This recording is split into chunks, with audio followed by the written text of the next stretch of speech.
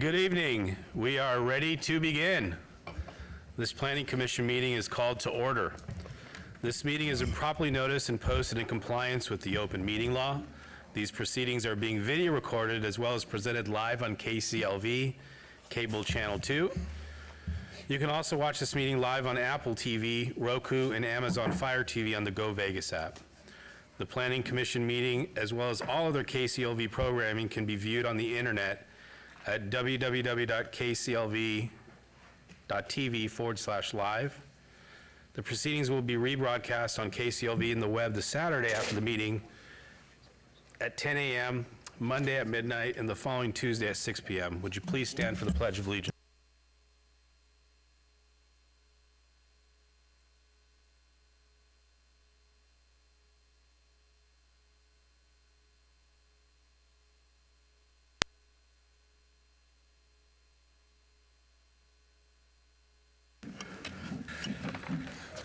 To the clerk, can we get the roll call, please? Chair Cherry. Present. Vice Chair Williams. Present. Commissioner Schlottman. Present. Commissioner Rogan. Present. Commissioner Walsh. Present. Commissioner Kasama. Present. Commissioner Taylor. Present. Thank you, Chair. You have a quorum. Thank you.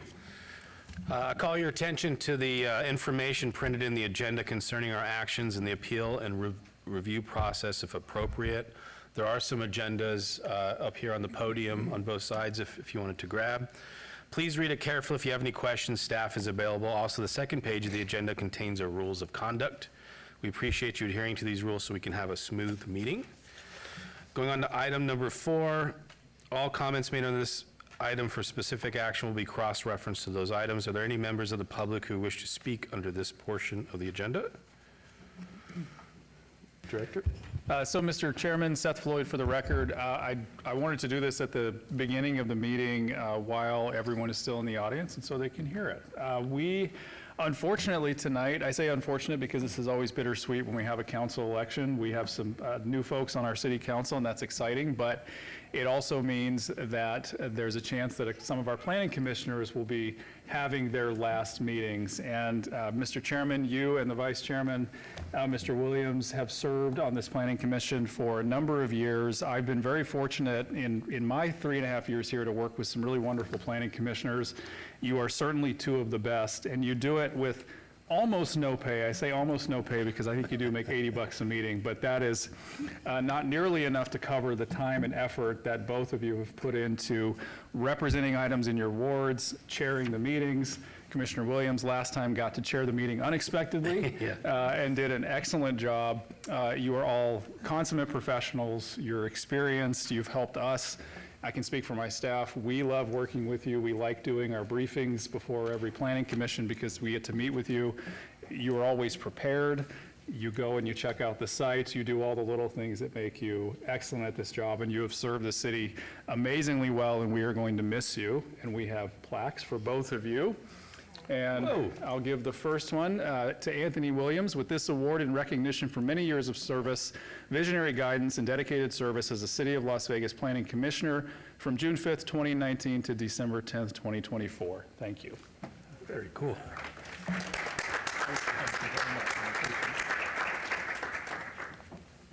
And Mr. Chairman, to Sam Cherry with this award in recognition for many years of invaluable service, visionary guidance, and dedicated service as a City of Las Vegas Planning Commissioner, June 3rd, 2015 to December 10th, 2024. Almost 10 years of service on this board. Wow. And we greatly appreciate it. Thank you very much. All right. Thanks. Well, thank you for the kind words. That was very nice. Mr. Chairman, if I may, I just want to echo some of the thanks for your service of the city, for staying at meetings that run to 4 a.m., things dealing with short-term rentals and marijuana, both medical and recreational, and all those kind of things. I'd also like to thank your families for lending us you. I know you could spend time with them. And as Director Floyd indicated, your final check will be in the mail. So with that, I thank you for all you guys have done for the city and working with staff. Thank you. Thank you very much for that. And my family doesn't know. I was going to stretch it out like a year to see if I can get some Tuesday nights for free, but now they do. And I was going to just save some comments to the end because I want to kind of control the over and under.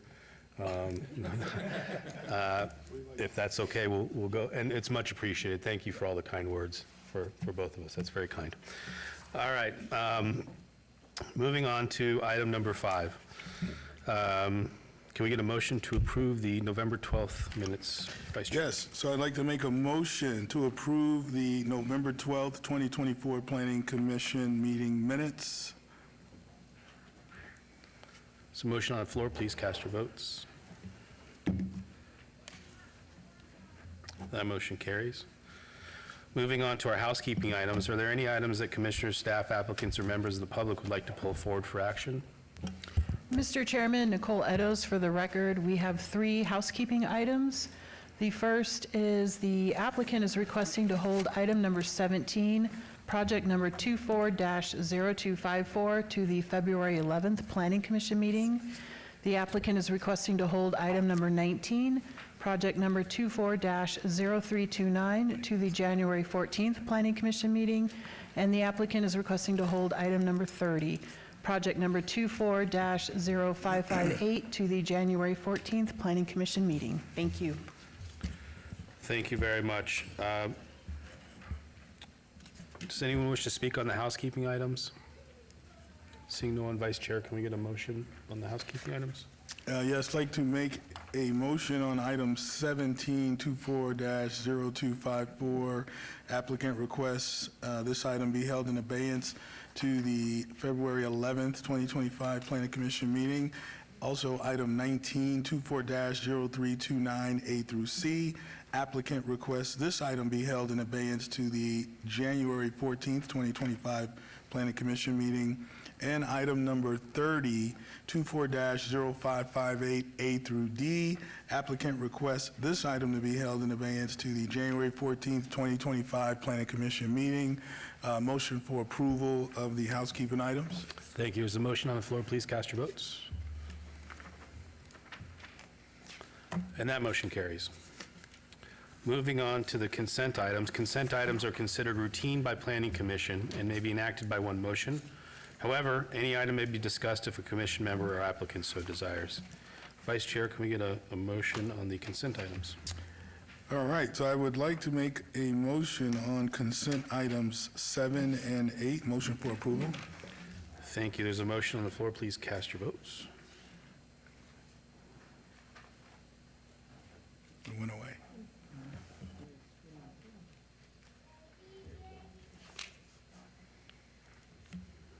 And that motion carries. Okay, Mr. Chairman, item 7 is final action tonight unless appealed to the city clerk in 7 days, and item 8 is final action unless appealed to the city clerk in 10 days. Thank you.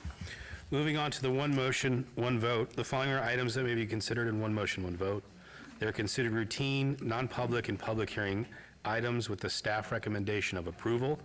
All public hearings and non-public hearings will be opened at one time. Any person representing an application or a member of the public or a member of the Planning Commission not in agreement with the conditions and all standard conditions for the application recommended by staff should request to have that item removed from this part of the agenda. Item number 9, abeyance renotification 240454, SUP1, applicant the VIG LV LLC, owner 9 Island LLC for possible action on a land use entitlement project request for a proposed 2,500 square foot alcohol on-premise full use at 150 North Las Vegas Boulevard, Suite 100, Ward 3. Staff recommends approval. Abeyance renotification 240459, SUP1, applicant Pracha Touch LLC, owner 3J's LLC for possible action on a land use entitlement project request for proposed 2,925 square foot alcohol on-premise full use at 3839 West Sahara Avenue, Suite 9, Ward 3. Staff recommends approval. Item number 11, abeyance renotification 240468, SDR1, applicant owner Owens 110 LLC for possible action on a land use entitlement project request for a major amendment of an approved site development plan review for proposed 3-story, 54-unit multifamily residential development where 46 units were approved with a waiver of perimeter landscape buffer requirements on the south side of Owens, approximately 990 feet east of Lamb Boulevard, Ward 3. Staff recommends approval. Item number 12, 24025 SUP1, 0025 SUP1, applicant Raquel Gonzalez, owner Downtown Rental, Inc., for possible action on the land use entitlement project request for proposed 1,035 square foot alcohol on-premise full use with a 230 square foot outdoor patio area at 1203 East Charleston Boulevard, Suite 140, Ward 3. Staff recommends approval. Item number 13, 240188 SUP1, applicant Home Depot USA, Inc., owner QLV HDR LLC, for possible action on a land use entitlement project request for proposed motor vehicle rental use at 841 South Rainbow Boulevard, Ward 1. Staff recommends approval. Item number 14, 240514 SUP1, applicant Nocturno Cocktail Bar, owner Las Vegas Arts District Development LLC, for possible action on a land use entitlement project request for proposed 2,208 square foot alcohol on-premise full use with a 465 square foot outdoor patio at 1017 South First Street, Suite 180, Ward 3. Staff recommends approval. Item number 15, 240519 SUP1, applicant owner Robin Gruber et al. For possible action on the land use entitlement project request for proposed residential accessory dwelling unit use at 8008 Audubon Canyon Street, Ward 6. Staff recommends approval.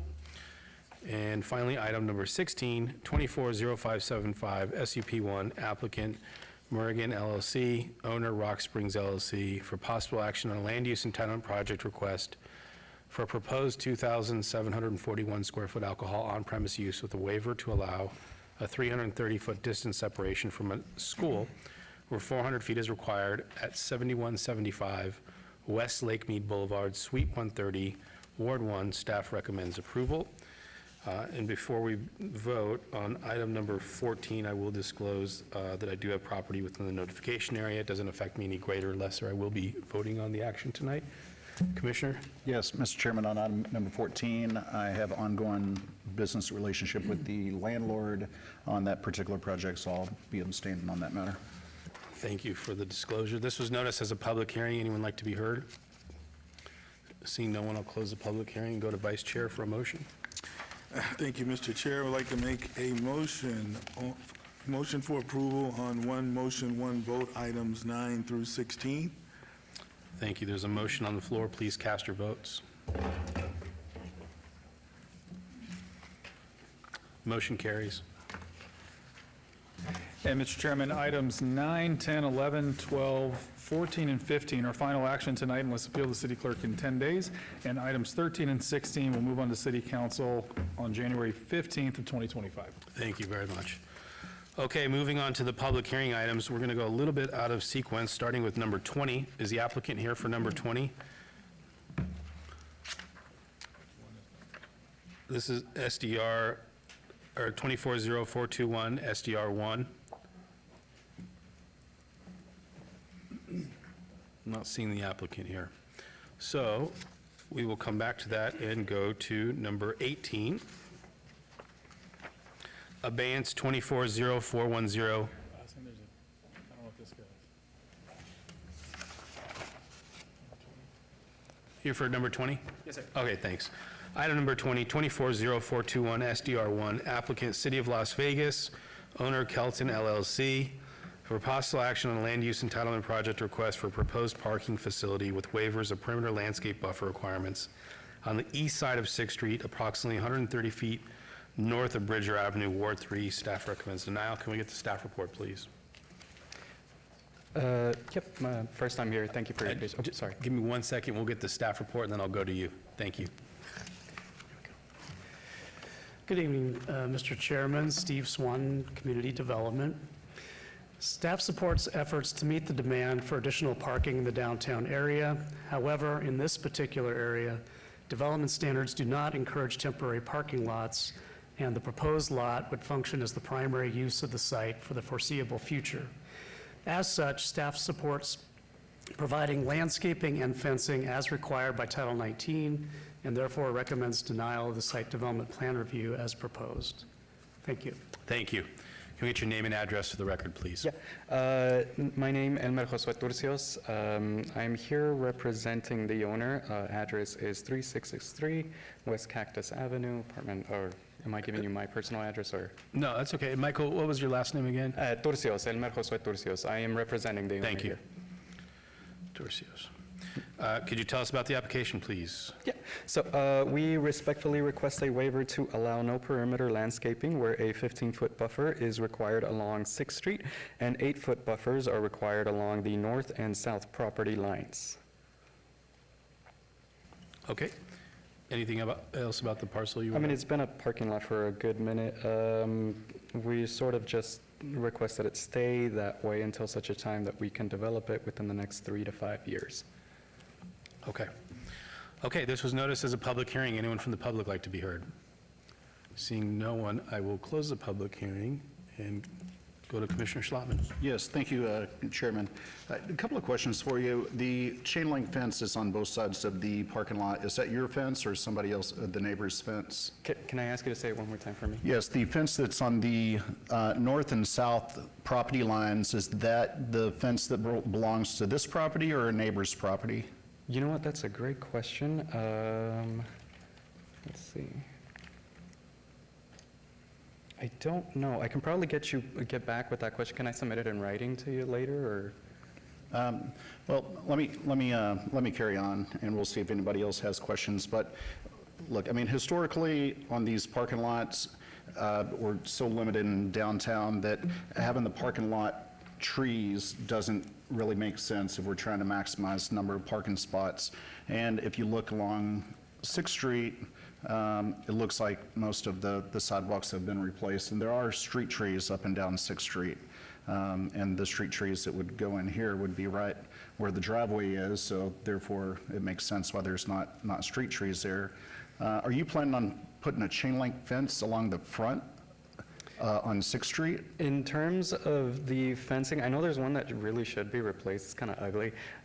Hopefully it will, but I can't give you that answer at this time. Okay, well, if we're talking about replacing it with a chain link fence, I mean, I'm gonna have to move for denial. If we're talking about putting up a decorative fence, a wrought iron fence, or something like that, I can't give you the specifics of it at this time. I'm only representing the person. I have to talk to the owner and see what they say. all right. Commissioner, I think it's been a parking lot for as long as I can recall. I do understand the heartburn of approving, with chain link fences. Historically, we've tried to stay away from that on this commission to make the recommendation not to. I agree with you on the landscaping. I drove it today. It's got nice full trees in the front there, so I can see how that can get by. I think one thing that is uniquely different for me is we have the temporary lots in the Arts District, and when you get to this area, we don't have it. If it's approved, that chain link fence can be there forever, which is the kind of the heartburn and the rub through the whole thing. It's almost like I see where you're going with it, and I get it, and I guess I would say, for me on record, like, I wouldn't have a problem supporting the parking. There's obviously a concern with chain link, and I think maybe that's for city council to kind of think through and understand. I also think that we're going to lose parking on 6th Street, and maybe staff could clarify what's going to happen in the future on 6th Street. I did hear something about that as well.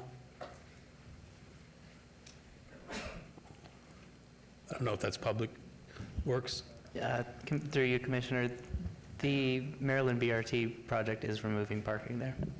So the BRT is coming through on 6th Street, and it'll lose the parking on-street parking, essentially, Yes. there.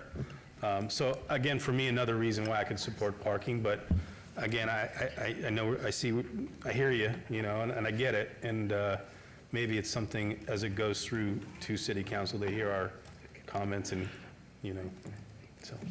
I appreciate it, Chairman, but for me, for an applicant to come in and ask for a permanent parking lot, I don't care if he has a fence on the front, but I don't want to grant him access to having a chain link fence that fronts onto 6th Street. Yeah. I mean, 6th Street's a nice looking street, and there's a lot of really nice buildings that's getting built around there. And, you know, in 13 years, I can't tell you one project where I approved chain link fence to be on the front of a property. Yeah. I don't have significant heartburn on the fence on the neighboring sides, because the neighboring even if this applicant takes the chain link fence down, the neighbor could put up a chain link fence just as a temporary fence. Yeah. To protect their property until the time they construct it. So that doesn't bother me, but having a permanent parking lot where we're approving a brand-new chain link fence to go up front, or approving you to keep a chain link fence, it's just not gonna happen. So I see what you're saying, and I agree with you. I guess the question is, can we, as the commission, if it was recommended for approval, can we make the chain link fence go away? Does it have to have any fencing at all on 6th Street? Could it be a condition? And I say that because I just don't, you know, I'm seeing this lot, I've seen the condition of it. Yeah, it could be there for 3, 4, 5, 6 years, but I do see a lot coming to this area in the future, in changes down the road. I agree, I don't think it should have a fence on 6th Street either, you know. Yeah. Mr. Chairman, if I could intervene for just a second. So as a permanent parking facility, there's no requirement for a fence along the frontage, but on the temporary lots, like you'd see downtown, there is. That's part of the streetscape requirements. So, But this one is not in that downtown area. So we could have a condition that removes the fence? You could if you so choose. Okay. Yeah, thank you. Mr. Chair, through you, may I ask the applicant a question? Would you be opposed to removing the chain link fence that fronts on 6th Street? Considering I'm not the owner, I don't know if I'm at liberty to really answer that question. Yeah, sorry about that. Do you want me to, I'm gonna move for denial if you don't have the ability, or I'll give you 30 days and you I'm can cool come. with the 30 days, we can do that. Okay. Yeah. All right. Okay.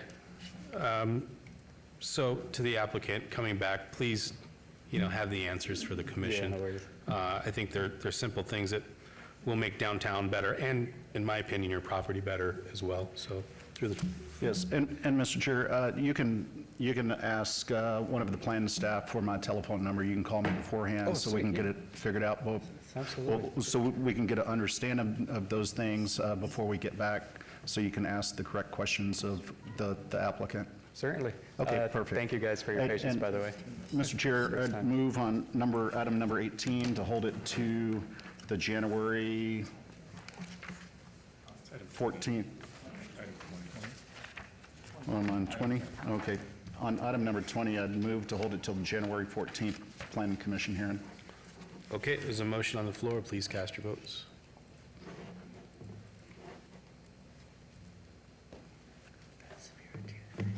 That motion carries. Thanks. Okay, moving on to item number 18. We're again a little bit out of sequence here. 18 is abeyance 240410 VAR1, applicant owner Jesus Rame Mendias and Maria del Bonilla del Cevado, for possible action on a land use entitlement project request to allow 2 existing residential accessory structures and a patio cover that do not conform to Title 1906 development standards for separation from the main building, setbacks and building size at 1615 Chapman Drive, Ward 3. Staff recommends denial. Can we get the staff report, please? Mr. Chairman, the subject patio covers and accessory structures were constructed without permits, and the hardship is self-imposed. Therefore, staff recommends denial of the requested variance. Thank you. Okay. Can I get your name and address for the record, please? 1615 Chapman Drive, Las Vegas, Nevada, and 104. Okay. And your name? Jesus Dorame Mendias. Thank you. Would you like to tell us about the application?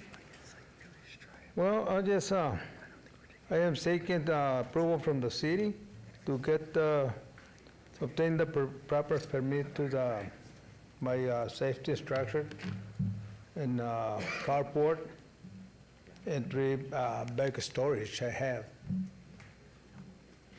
Okay. All right, well, this was noticed as a public hearing. Anyone from the public like to be heard? Seeing no one, I will close the public hearing and go to Commissioner Schlapp. Thank you, Mr. Chairman. Good evening, sir. So I've reviewed this application. I have a couple of questions for you and a couple of comments. Do you have your neighbor's support on any of these items? Oh, yeah. Oh, yeah. Okay. I have a few letters over here, and then there's some that I supposed to show up over here. They didn't come today, but Okay. I've been talking to all my neighborhood, and I've been helping my neighborhood to be that way. You know what I mean? Let me tell you what I like and what I'm having a little issue with. The front garage, I'm okay with because it looks nice. It looks like it blends in with the house nice. You did build it all the way up to the property line, but your neighbor's not here and nobody sent in a protest card on that. So to me, that doesn't bother me that bad, and the casita doesn't bother me that bad. The part that's rubbing me wrong is going to be the accessory structures. You have the sheds back there, and they're built without permits. They look like there's a little tin roof, and I don't think you're going to get a building permit on those, and the building department's probably going to make you tear those down. So, and this is the one where so a variance is required, or requested to allow all existing residential accessory structures to exceed the floor area of the principal dwelling by 150%, where 50% is allowed. So it really overbuilt that lot. And so I can get behind the garage, I can get behind the casita, I just can't get behind the storage sheds, accessory structures.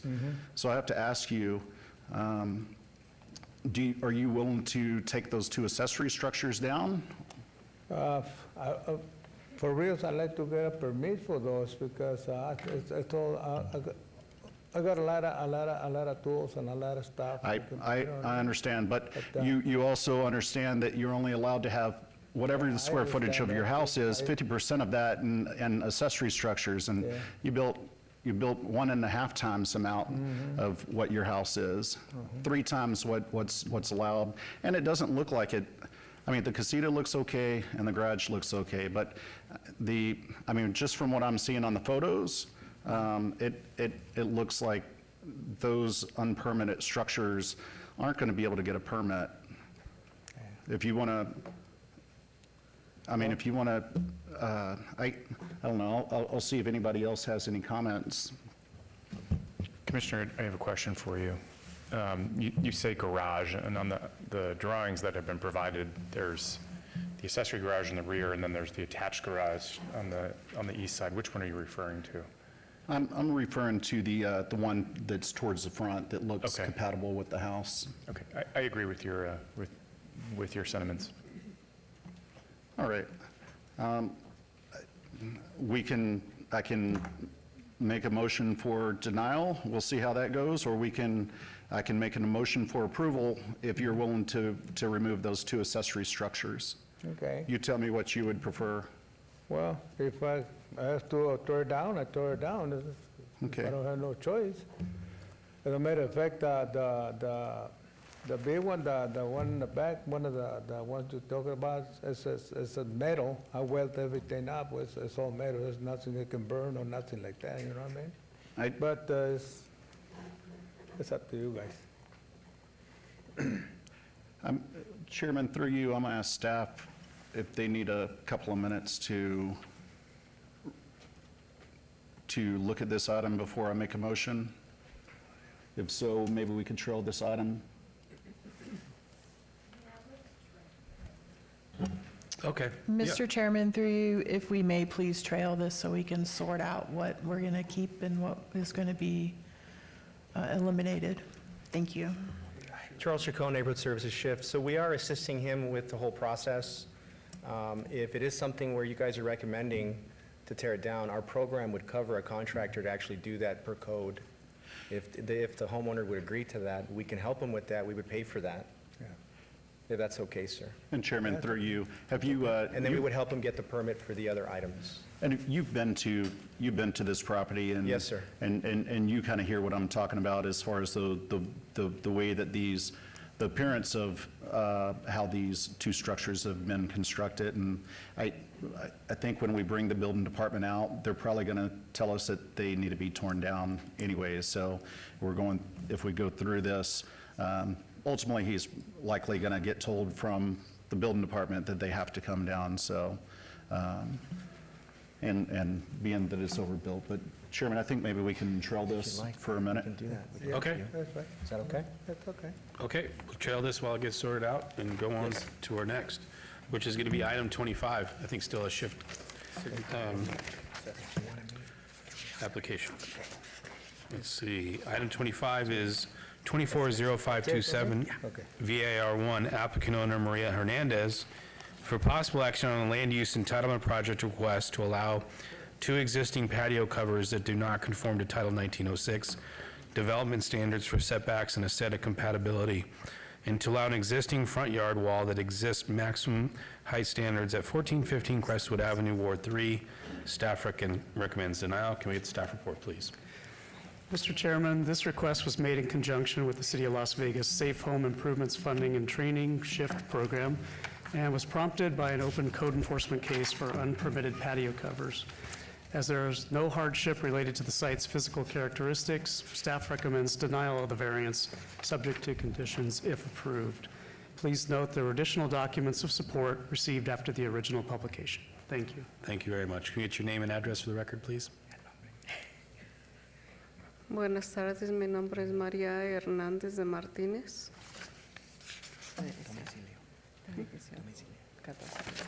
Mi domicilio es 1415 Crestwood Avenida, Las Vegas, Nevada, 89104. Thank you, Your Maria. daughter. I'm the daughter, Juanita Martinez. I come to represent her, Okay. and we came to apply for the variance, the carport patio, and the back patio too, I think it's, and we already removed the storage too, the back storage. They had a shed in the back that we Yeah. had to include in the variance. They're trying to cooperate as much as possible. They had it removed. This is a Chuck, photo. grab the microphone when you come in, please. Give your name one more time, too. I'm sorry, sir. Charles Chacon, Neighborhood Services Shift Program. They had the shed in the back that was identified in the variance application removed. I don't know if you guys want to see that on the photo. If you could, yeah, if you, They had it removed. They want to cooperate as much as possible. Yeah. So they're applying for the variance for those reasons. I don't know if you want to let them know. We want to keep the carpet patio because my father made it, or, sorry, he died, so we want to keep it for something sentimental. And he made it for the grandsons, for get play it, for get, ¿cómo se dice eso? Shade Yeah, shit. Sorry, I'm so, it's no problem. and security. and security. Okay. Thank you for the explanation of it and helping us understand.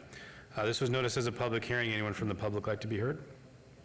Seeing no one, I will close the public hearing and go to Commissioner Schlotman. Thank you. Good evening.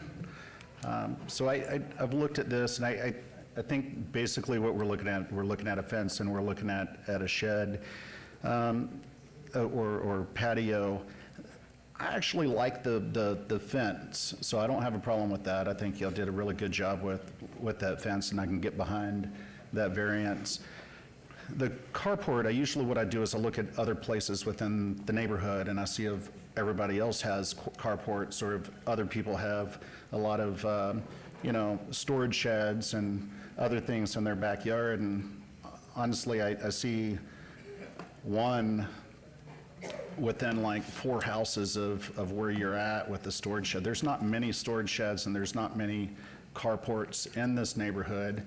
And the problem with it is that it isn't aesthetically compatible with the actual, with the house. And so, in looking at this, I mean, it looks like you did a quality job with building it. And it looks like skill was put into it, but it's just that it's taller than the house. It doesn't integrate into the roof line and everything else. And so that's where I stand on this one. I'm not sure if anybody else has any comments. I don't see any lights on, Commissioner. All right. So on this one, I'm gonna have to, I can make a motion for approval of the fence. I can't make a motion for the approval of the carport, just because it's not compatible with anything in that neighborhood. Certain neighborhoods there are, but. And Mr. Chair, I'm gonna just give him a few minutes to translate. Thank you, Commissioner.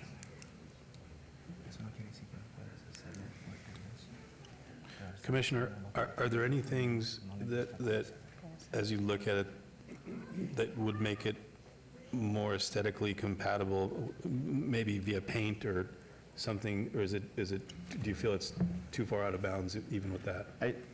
I mean, they could somehow take this down and rebuild it in a manner to where it goes up and integrates back into the main roof line or something, but I think that's too big of a design for here. So if you want to redesign it, to me, it was less about the variance of going into the side yard because, or corner side yard, whatever this is, just because, you know, it is a side yard with a street. And so I didn't mind the setback. It's just, it looks like an add-on versus it was originally built and intended to go with that house. So that's my biggest issue. If you see those photos that they showed earlier, the way it's built, we understand what you're saying. If they're able to obtain the variance, we would help them get the permit. They're going to have to get a contractor to make it per code. One of those things is it's attached to the roof. If you see that by metals, there's certain anchoring that they're using. That would have to be coming off, obviously, and they're going to have to put some more posts. We can assist with that if that would help your decision.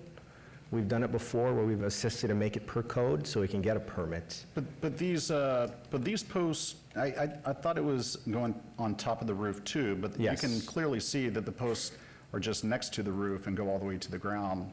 So it's not that necessarily that it has posts, it's that it's not integrated, and the roof isn't integrated with common rafters and hips and jacks and everything else to make it look like it was originally part of the house, and that's my biggest issue with it.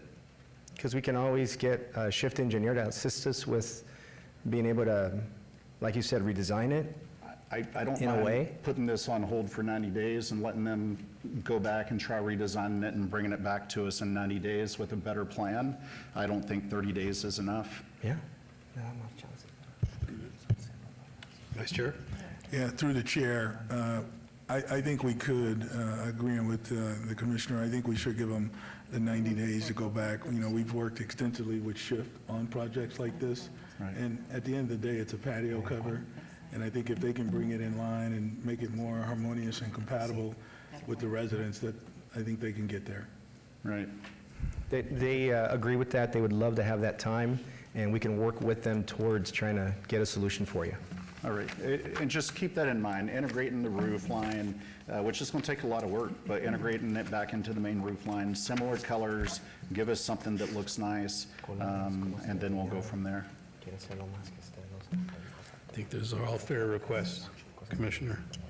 Yes, on item number 25, I would move to hold this in abeyance for 90 days to the March 11th, 2025 Planning Commission hearing. Thank you. There's a motion on the floor. Please cast your votes.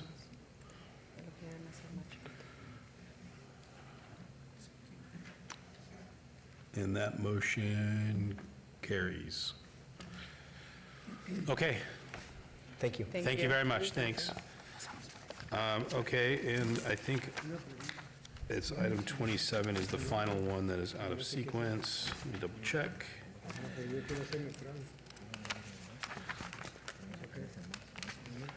Yeah, 27. So, item 27 is 240536, VAR1 applicant Cynthia Mota, owner Cynthia F. Mota Revocable Family Trust, for possible action on a land use entitlement project request to allow an existing room addition that does not conform to Title 1906 development standards for setbacks and an existing front yard wall fence that exceeds maximum height standards at 1610 South 13th Street, Ward 3. Staff recommends denial. Can we get the staff report, please? Mr. Chairman, this request was made in conjunction with the City of Las Vegas SHIFT program and was prompted by an open code enforcement case for an unpermitted home addition, which does not meet the non-conforming setback established by the existing dwelling. In addition, the unpermitted front yard fence exceeds Title 19 height standards. As there is no hardship related to the site's physical characteristics, staff recommends denial of the variance subject to conditions if approved. And please note, there were additional documents of protest and support received after the original publication. Thank you. Thank you. Can we get your name and address for the record, please? Hi, my name is Cynthia Mota, Cynthia, and last name M-O-T-A. Good evening. I've lived and worked in the Ward 3 community for over 30 years. I'm requesting this variance to allow an existing room addition with a 4-foot 7-inch setback from the north side property wall. The requested variance will also apply to any code inconsistencies related to the existing front yard wall/fence. Thank you for your consideration. We're prepared to comply with any conditions imposed by the commission. Thank you very much. This is noticed as a public hearing. Anyone from the public like to be heard? Seeing no one, I will close the public hearing and go to Commissioner Schlappen. Thank you, Chairman. You're welcome. So, Oh, and I did bring the letters from the two next door neighbors on either side okay, of support. through you, Chair. Could we get a copy of those? I gave them to up here. Oh, okay. Oh, perfect. All right. on the Actually, third I've seen gentleman over those. here. Okay. Thank you. So I was able to review this item, and I actually called Cynthia Mota last night because I was driving through the neighborhood on the way home, and she was nice enough to come out and show me the improvements that she made to the house. And, you know, it doesn't look bad. It looks like it's integrated into the house, and where the addition is, it's the same distance off the property line as the rest of the house. So it's not encroaching into the setback any more than any of the rest of the house. So I'm fine with that. I'm also fine with the variance for the fence because it's 6 feet where 5 feet's required. One thing that I did talk to Cynthia about was, you know, not having well, her whole fence in the center is see-through, but the gates aren't see-through. It has this perforated metal on the back where you can't see it. And when she opens the gates, now you can't see through the center, but you can see through where the gates were. So I asked if she'd be opposed to taking that perforated steel off, and she said that she would accommodate that. And with that accommodation, I think I could get behind this item. Great. Would you like to make a motion? Yes. Should we make a condition just state an applicant will remove that perforated metal from the sliding gates? Sure. Mr. Chairman, through you, so we would have a condition saying the applicant shall remove the perforated metal, what would you call that? Perforated screen. Screen on the fence in the front yard. All right. And you agreed to that condition? Yes, I just have a question. How much time do we have to get that done? Is there a deadline or? How's 60 days? That's perfect, yeah. Okay. That's good. All right. So amend that condition to say within 60 days of final approval. All right. And you agreed to the 60 days? Yes. Okay, perfect. Mr. Chairman, on item number 27, I move to approve, subject to staff's conditions and the added condition as read into the record by Mr. Swanton. Thank you, That is my Commissioner. motion. There's a motion on the floor. Please cast your votes. Subject to all staff's conditions. And that motion carries. And Mr. Chairman, that is final action tonight unless appealed to the city clerk in 10 days. Okay, thank you. Thank you. So then, would the 60 days be from today, or when it goes through the courts? You could just go 60 days from today. Okay. That'll give okay. you enough time. All right, thank you for that clarification. Okay, thank you. Thank very you. much. Thank you. Are we ready to bring 18 back? Okay. We're ready to bring item 18 back, and I think Charles is coming back.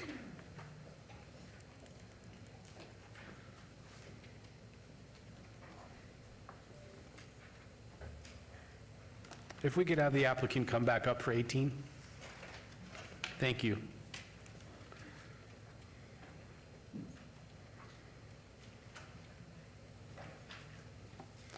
Okay, this has been read into the record. Public hearing was opened and closed. And the applicant for 18 is back up, and I'll go to staff to ask them where we landed on this. Mr. Chairman, through you, we can amend 2 of the conditions of approval that will address the changes that are desired for the site plan. Commissioner? All right, so we will amend on number 18, 24-0410-VAR1. We will amend condition number 2 to read, "A variance is hereby denied to allow a 0-foot separation from the main building where 6 feet is required for an existing residential accessory structure storage garage." And we will amend condition number 4 to read, "A variance is hereby approved to allow all existing residential accessory structures to be 53% of the floor area of the principal dwelling, where 50% is the maximum allowed." Thank you. Okay. All right, and by doing that, the attached garage doesn't get affected per that 6-foot rule? Mr. Chairman, through you, yes, that one will be, we have it actually as a carport. Okay. So they have the, they'll be allowed to keep that one. Condition number 4 reduces the allowed square footage that is allowed on the lot to just accommodate the carport and the casita. Okay. And then the accessory structure storage and accessory structure garage in the rear yard would need to be taken down. Perfect, thank you for that clarification. Do you agree with those conditions and all staff conditions? Yes, sir. Okay, thank you. With that, I'd like to make a motion, Mr. Chairman. Thank you. On item number 18, abeyance 240410 VAR1, I move to approve subject to staff's conditions and conditions as modified and added by the planning department. Thank you, Commissioners. Motion on the floor. Please cast your votes. That motion carries. And Mr. Chairman, that item is final action tonight unless appealed to the city clerk in 10 days. Okay. Thank you. Thank you. Moving on to item number 21. 240504, applicant Jasmine Gamano, owner Lucky Kids Daycare 4 LLC, for possible action on the following land use entitlement project requests at 1908 South Maryland Parkway, Ward 3. Staff recommends denial.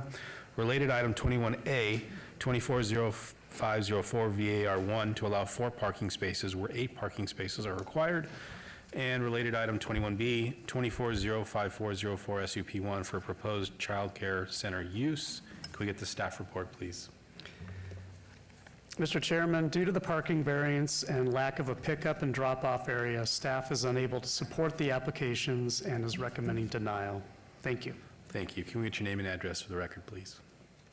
Jasmine Gaminal, 1908 South Maryland Parkway, Las Vegas, Nevada, 89104, I believe. Thanks, Jasmine. Can you tell us about the application? Yes, so I have a small childcare facility on the street of Maryland Parkway. The neighbors are tax offices, an attorney. We also have a music studio. But all of these were once homes, so the parking is a little bit tricky because now they're all offices.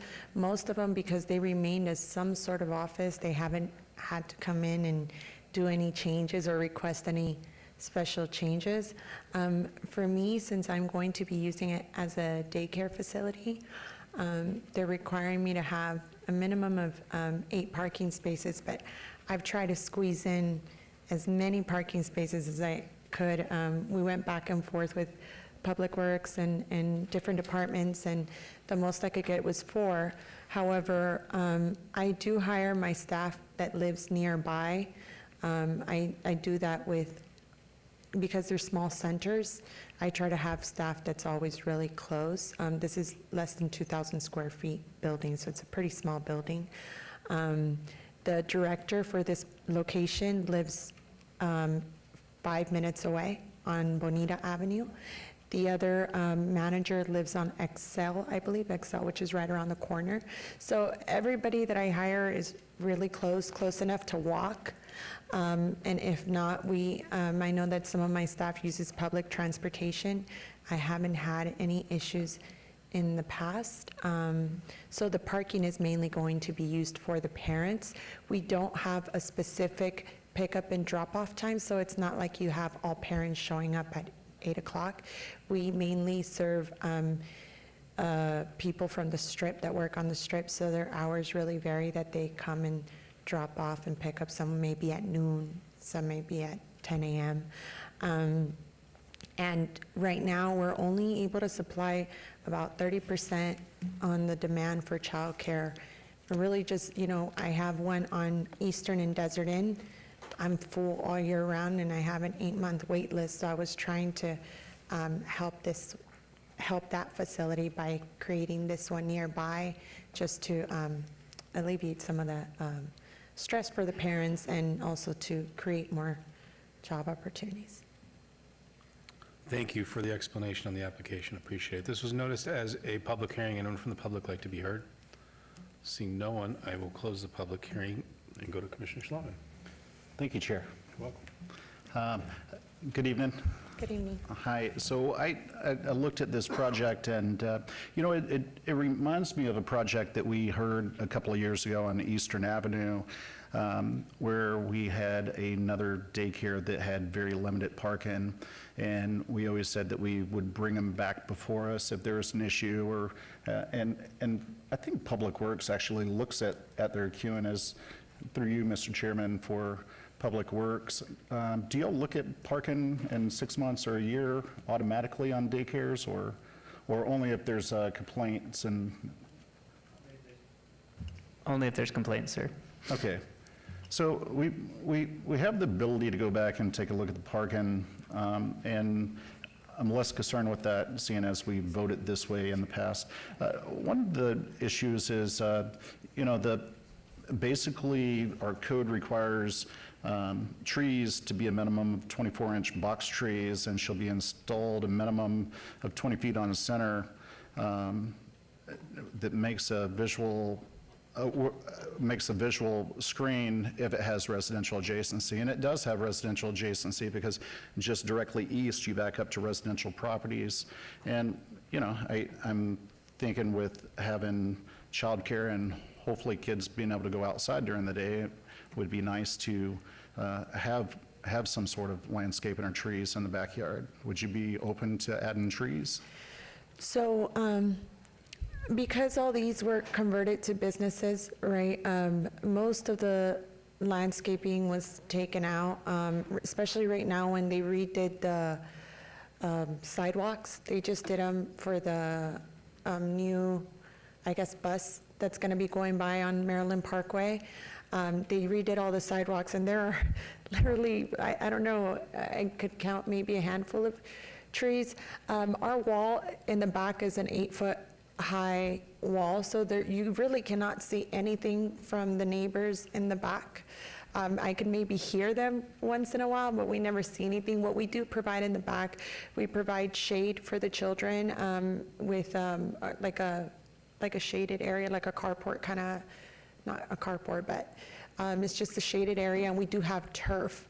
The concern with children and having trees nearby is sometimes, they like to stick things in their mouths, and so we tend to steer away from anything that would create an additional liability in a sense. So that's why we asked for the special use and the waiver on the trees and on the parking. Okay. Anybody else have any comments on this particular item? Commissioner, I mean, I think to the north, we approved, I want to say it ended up being an art gallery. I remember it was a purple building on Maryland. It was farther north, north of Oakey on the east side of the street. Kind of not as parking constrained. I think they were still underparked. You know, one concern I have is the bus line that comes through and people getting in and out with that and, you know, just the safety of it. But even if they had, you know, 2 more stalls, even if they had 8 stalls, would that really make the difference? I don't think so. You know, it's an issue either way. It's, you know, I will say from a planning perspective, I know this isn't the application, but we really should look at this whole corridor more on how people move and can drop off to any of these businesses if they're going to thrive and be successful and be safe. But, you know, I think there is a need for what the applicant is requesting. I'd also like to see landscaping. I think that's you know, it just makes everything better in my mind. You know, so those are my comments. Commissioner? Oh, thank you, Mr. Chair. I just was going to echo the comments about landscaping. I think there's a way to, not every tree is going to have things that a kid can put in its mouth right away. So, and I think it's important, especially in this area, to maintain landscaping to help meet the city's urban forestry and urban canopy goals. So if there was anything, Commissioner, that could be done on this property, and I think that was one of the concerns I had with her other location off Eastern, was the fact that it was just all asphalt. And I think for the kids and for, you know, to have sort of to have some shade and for the neighbors to have some mitigation, I think would be good.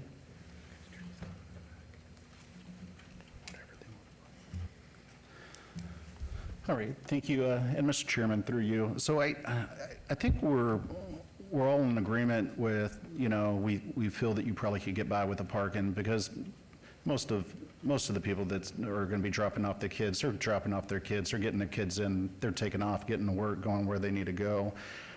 My biggest hang-up, and it sounds like the commission's biggest hang-up, is going to be the landscaping in the backyard. Kids can put rocks in their mouth. They can put a number of things in their mouth. So I don't think anything growing off of a tree is going to be anything worse than anything else that they could find sitting in the backyard. And it is our code that we would have landscaping when you're backed up to a residential property. I'm not worried about the landscaping on the front. The bus rapid transit, they're doing that. That would be cost prohibitive. But, you know, in your backyard, you can go buy trees for a few $100 a piece and throw them back there. I mean, they're only asking for 24-inch box trees. I'd like to see the box trees stay. And if you're in agreement with that, we can modify that condition. You add the trees, and then we can move forward with a motion for approval. How many box trees are they actually asking for? Mr. Chair, through you, I'm going to ask staff.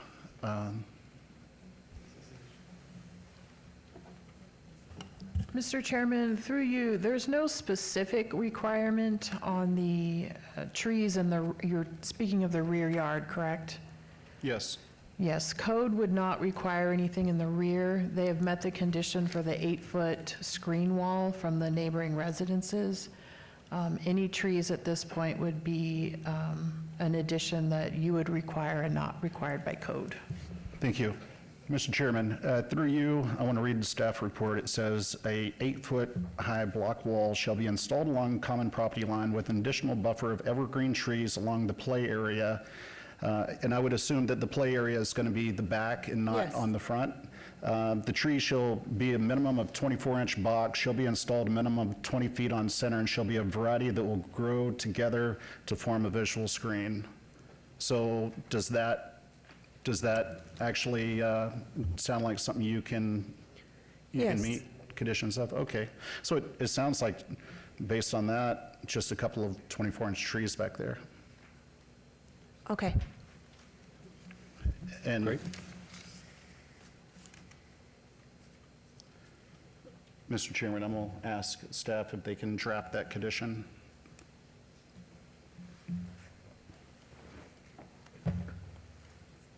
They don't want to. Would you like to trail this? No, we can go ahead.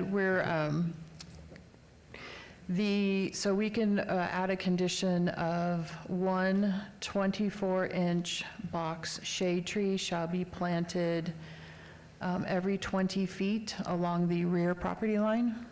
Yes.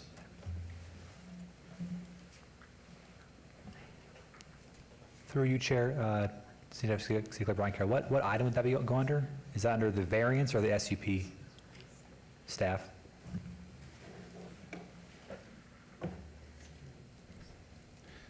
I think they're still working on it. Mr. Chairman, through you, that would be added to number 21B, 24-0504, SUP 1. Thank you. And you agree with that condition, all standard conditions by staff? Yes. Thank you. Mr. Chairman, I'd like to make a motion, and I will make a motion on item 21, 24-0504, 21A and B, with the added condition as read into the record by staff on 21B. Motion for approval. Thank you. There's a motion on the floor. Please cast your votes.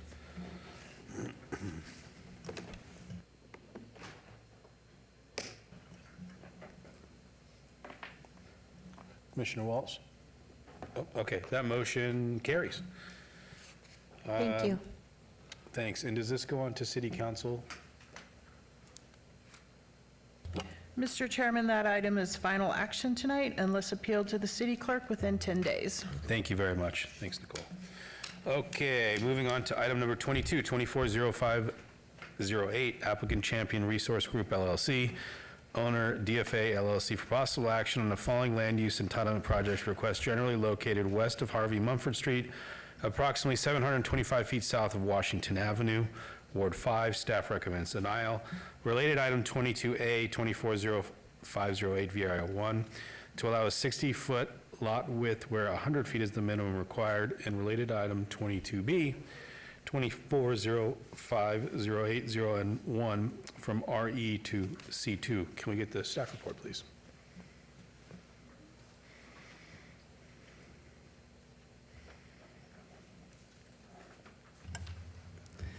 Mr. Chairman, the subject site is unable to meet the minimum lot width for the proposed C2 zoning district, and staff is unable to support the requested variance and rezoning. Thank you.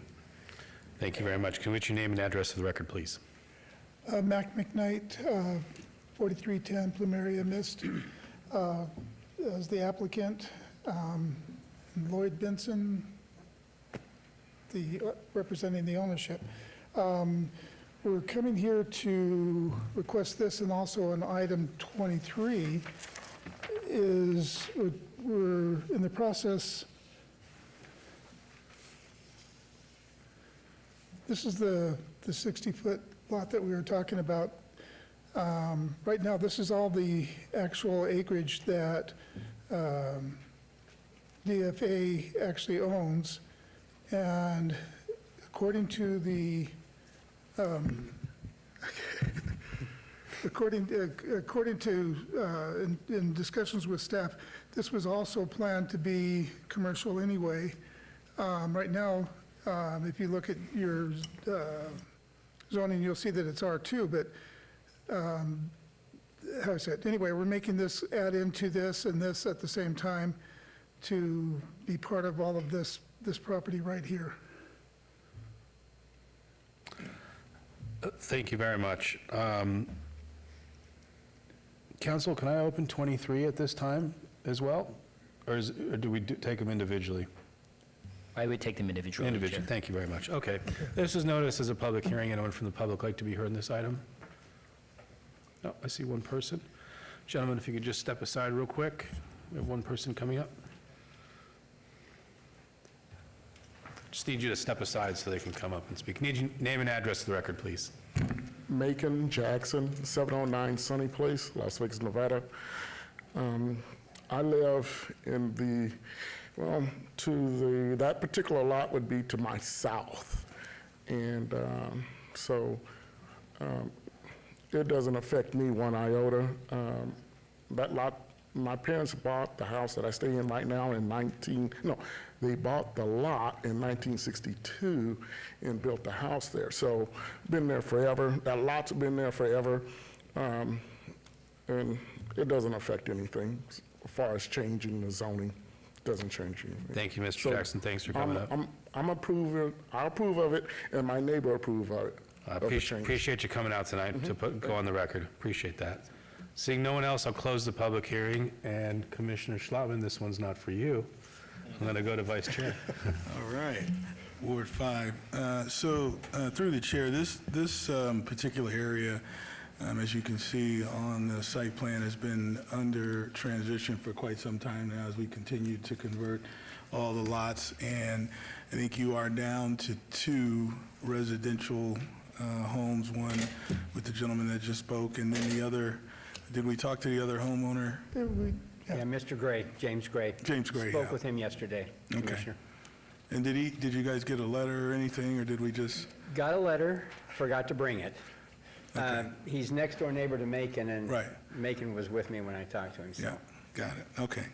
And unless He there's has further... no problem, James. Thank you. Unless there's further discussion, I'm ready to make a motion. Please do.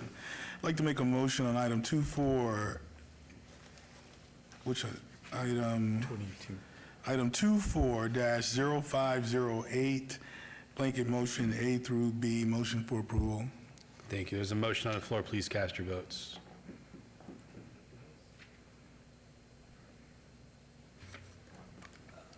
They approve the conditions?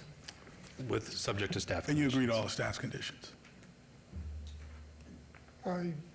Yes. Okay, and that motion carries. And Mr. Chairman, those items will go on to City Council on January 15th, 2025. Thank you. Going to read in item number 23, 240510-0N1, applicant Champion Resource Group LLC, owner DFA LLC, for possible action on a land use entitlement project request from RE to C2, generally located on the southwest corner of Washington Avenue and Harvey Munford Street, Ward 5. Staff recommends denial. Can we get the staff report, please? Mr. Chairman, staff has determined that the proposed rezoning would be incompatible with the existing adjacent low-density residential zoning district in the surrounding area and may allow more intense uses commonly located along commercial corridors to further encroach into an existing residential neighborhood. Staff therefore recommends denial. Thank you. Thank you. I need your name and address for the record again one more time. Mac McKnight, 4310 Plumeria Mist, representing the owner, and the same approach. Basically, this is these 3 acres that we're talking about that we're also changing into from an RE to a C2 to match the property on the other side of it. Okay. This was noticed as a public hearing. Anyone from the public like to be heard in this item? I see Mr. Jackson coming up.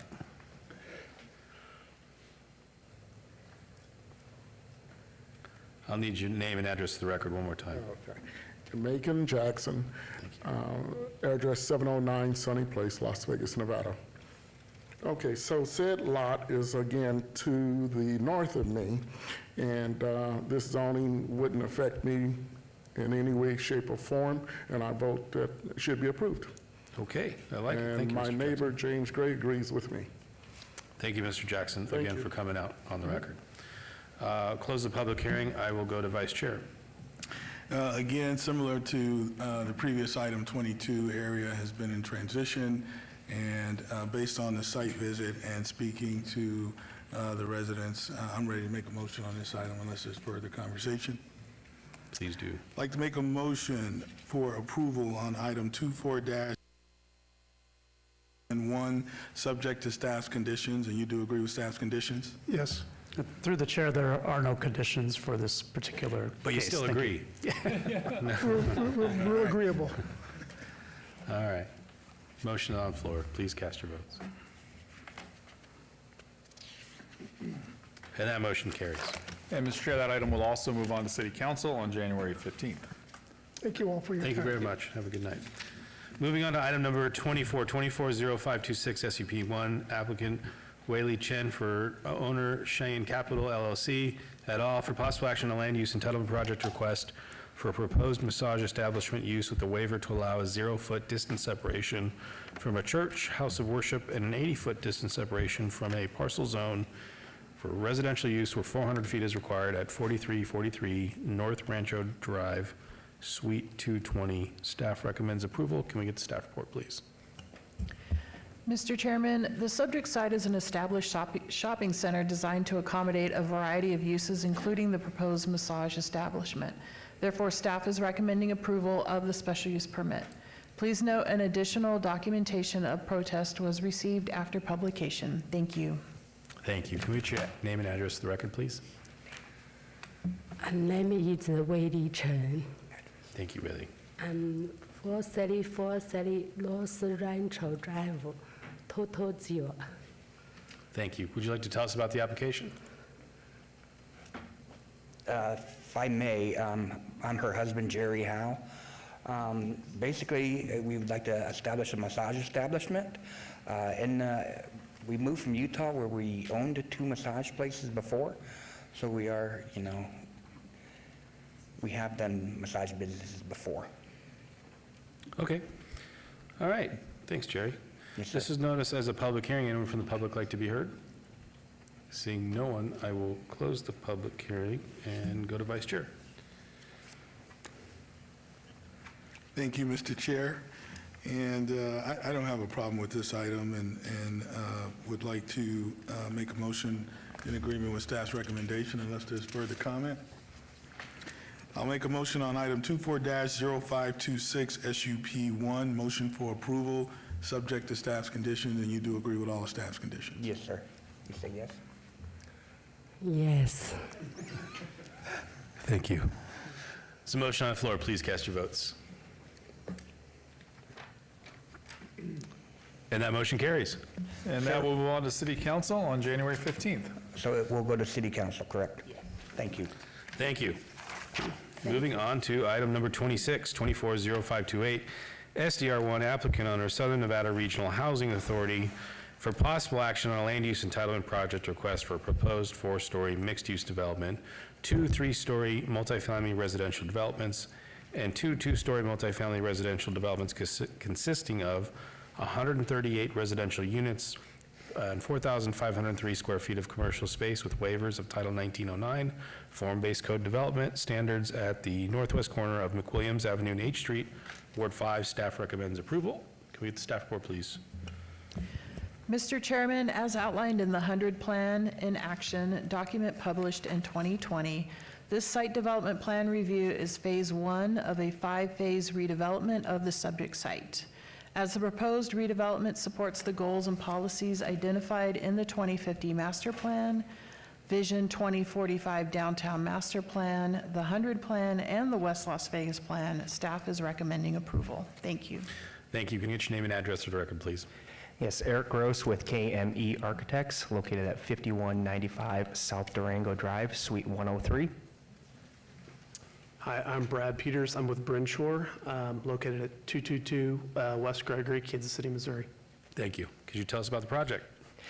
Yes, this is actually phase 1 of a 5-phase project with Marble Manor, a project that we have been working extensively with the Southern Nevada Regional Housing Authority, with Brinshore Development, and with the City of Las Vegas in order to redevelop the current Marble Manor site. This is in order to help revitalize a rather aging site and bring it up to current codes, current requirements, and help to redevelop and remaster the entire west side Las Vegas area. We have reviewed the overall requirements and recommendations provided by staff and agree with all their conditions and ask for approval. Thank you. This was noticed as a public hearing. Anyone from the public like to be heard? Come on up. We have 3 microphones. I'll just need your name and address for the record, and if you're for or against, and why. Please. Hello, my name is Madeline Rhodes, and I'm currently residing at 100 South MLK Boulevard. I am coming in opposition of this approval, not because it's not necessary for the redevelopment to take place in its own regard. However, there are multiple residents, and there were some who were here that had to go take their family home and things of that nature. But a lot of them do not know and understand what is going on. And to go forward in any capacity without them fully understanding what is happening to them, to their livelihood, to where they're going to live, would be a grave injustice. There has been history that has been shown that these residents get displaced.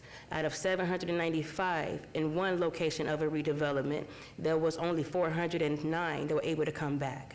When another one in Minnesota, they rejected the RAD conversion because it was displacing a lot of the elderly, the disabled, and the residents in the community.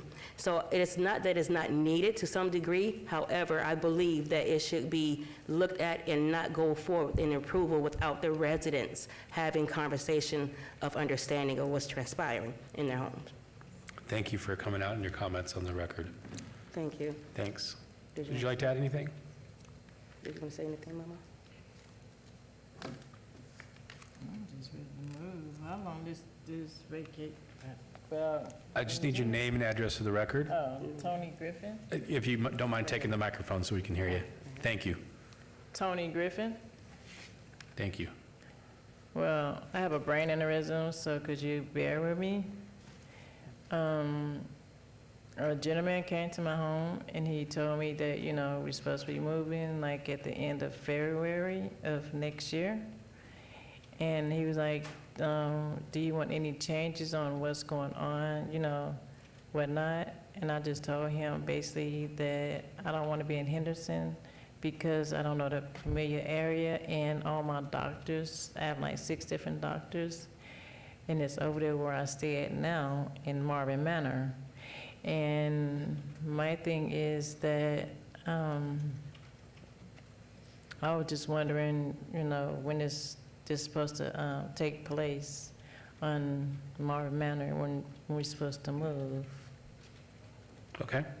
Would you like to give your address for the record? 804 West McWilliams. Thank you. Thank you. Anything else you want to add before we, I see one person that also wants to speak. Okay. Thank you. I'll need your name and address for the record. My name is Phyllis Carpenter, and I live at 5200 Alpine Place, number 5. I am a former resident of Marble Manor. I was actually in 2019, well, they moved me in 2020. In 2019, I was the president of the resident council. I feel like they moved me because they didn't want me on the resident council. They appointed Miss Madeline Rhodes to the resident council after that. During this construction, she asked for a resident management corporation, which in the CFRs, they're supposed to accommodate them. They never even took the conversation. I've seen the emails. I've seen where she asked for them. They never even responded. And I feel like that's a true injustice, because if it's the resident council, they're supposed to be there for the community. And even when she was appointed, they took our office from us. We had an office that was on J Street, and HUD designated that the resident council office. They had taken one building, which was 2 apartments, knocked down the walls. All of it was ADA accessible. They had one side for like childcare. They had the other half for the office people. They had taken that and given it to a nonprofit that came in. I think they was there 4 hours a week. And that was at the same time that they moved me due to mold from the apartment that I lived in. I tried to contest it because they wanted to move the resident council office onto McWilliams. Even though the McWilliams address was not ADA accessible, I filed a complaint with HUD. They lied. They did put an entry ramp at the entrance, but the bathroom was not ADA. We're going a little bit off the actual Okay, application itself, which is what we are, the zoning council. I'm just saying the history of the housing authority is not, something needs to be done, because they are not following the CFRs, or they're not following any of the federal or the NRSs, is all I'm saying, and it's unfair to the residents. Well, appreciate you coming out and coming on the record with that. Anyone else from the public like to be heard in this item? Seeing no one, I will close the public hearing, ask applicants to come back up if you'd like to address some of the concerns we had, or heard, excuse me. Sure. I think one of the things I saw it pop up on the screen to keep in mind is that we understand that it's disruptive whenever, there's new construction that takes place in an area like this. And that's why we've decided to use a phased approach to both the demolition that has to be on site as well as the construction that'll be on site. And so there'll be several phases so that the entirety of the complex isn't all affected at once. And there's also, the Housing Authority has hired a relocation specialist to assist each of the families. Lastly, to be brief, there is a Choice Neighborhoods Implementation Grant Award that is with this project. It was awarded to the city, to SNRHA as co-applicants. And I think 15% of that $50 million award will go toward resident services. And so Lutheran Social Services will be on site to assist residents as well. Thank you for that, adding to that. And as we take it to the commission, just a question. So will it be the housing authority that kind of coordinates out in the field through this person, or is it in line with your company, or is it just the housing authority, or is it still early? So the way that the relocation will work will be Lutheran Social Services, the Housing Authority, and this relocation specialist will work with residents. They'll sort of work on it together. What we'll be doing is primarily planning the development activities. Okay, and while they're not here tonight, the Housing Authority, Actually, there are. Oh, they are? Okay. Karen is here as well as. Yeah, if you don't mind coming up, I think it would help maybe just give a little clarity. I appreciate it. Hey, how are you? Just need your name and address for the record. Karen Schnog and 8185 Round Hill Circle is where I live. Thank you. Frank Stafford, Director of Development Modernization with the Southern Nevada Regional Housing Authority. Thank you. Nice to see you both. Could you give a little explanation, like as far as a runway of, how much time the residents are going to have to understand the impact and how the relocation can happen? Obviously, no one wants to be blindsided in something overnight. And I know you guys have done a great outreach, on this project. Yes, I started with the Housing Authority about 3 months ago. And so I'm not fully familiar with the extensive outreach that was done before. I'm sure Frank is, but I know there were multiple community meetings.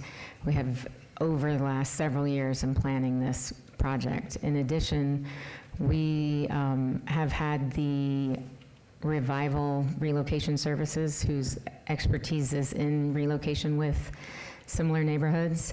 They've started reaching out to the community as of mid-October and have been informing them of their rights, encouraging them of what they need to do in order to receive the multiple benefits that are offered to them, as well as we have Lutheran Social Services, which has a budget of a large budget to address social services with each individual resident that is there. So we have several wraparound services to provide to support the families to move out and then back into this property. Okay. Frank, do you want to expand on? And I'll just add that Choice Neighborhood Initiative, this is the implementation portion that we applied for in February of 2024 and received approval in July of 2024.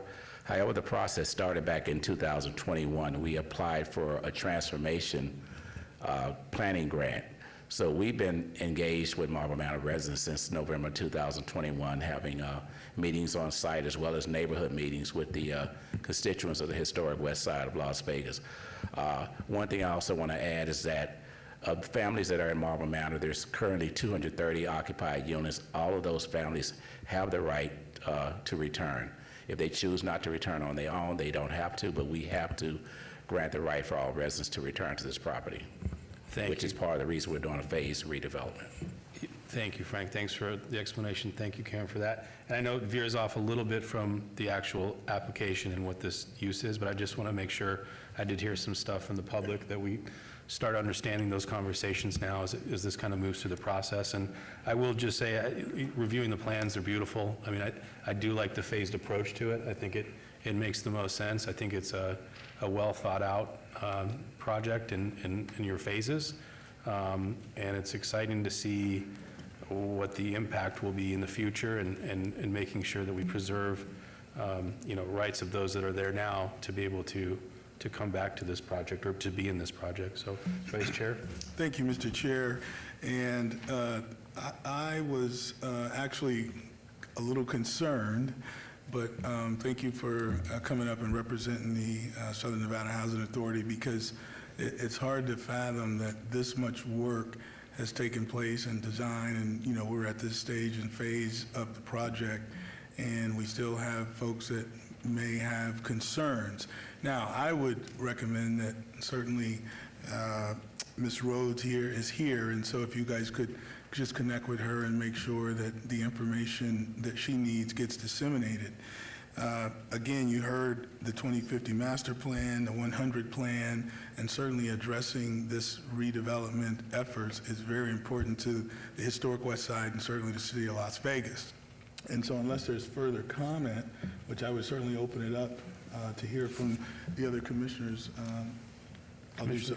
Yes, Mr. Chairman, just through you, quick comments, and I agree with everybody here. And one of the things that I'd seen whenever I was building townhomes in Dallas 20 years ago, 25 years ago, was there was a housing project like this that was similar age, built back in the 50s, and just fell into disrepair, and it didn't look good, didn't feel good, and they come through and they built a beautiful building like this, and it gives you more pride, and it encouraged a lot of development, better development, because we weren't getting good development in this particular neighborhood, and it really started turning over a leaf for that neighborhood, and we started seeing more moderate income, affordable housing, and a mixture, even houses going for $1 million across the street from this housing project. So I appreciate all the time that y'all put into this, and